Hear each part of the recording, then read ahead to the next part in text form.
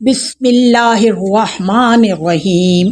آج کل دنیا میں بہت بڑے بڑے عالی شان عالم دین موجود ہیں، اس کے باوجود عمل بیچارہ کونے سے لگا سسک رہا ہے۔ سورہ اعراف آیت 176 اللہ فرماتا ہے، اگر ہم چاہتے تو اس کے درجات اپنی آیات سے اور بلند کرتے، لیکن وہ اپنی دنیاوی خواہشات کے پیچھے لگ کر ایک لالچی کتے کی مثال بن گیا۔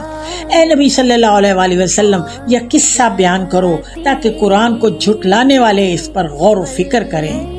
کنعان کا رہنے والا یہ شخص بالعم بن باعورہ تھا، یہودی عالم، کتابوں کا حافظ، شاگردوں کی تعداد 12,000۔ اس میں اعظم جانتا تھا، اللہ اس کی دعائیں قبول کرتا اور وہ زمین پر بیٹھ کر عرش کا نظارہ کرتا۔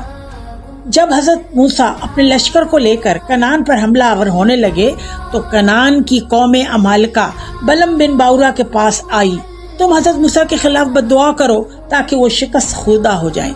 پہلے تو وہ اللہ اور نبی کے خوف سے کانپ گیا، پھر دنیا کے مال و زر اور تحائف کے حرص نے اسے جکڑ لیا۔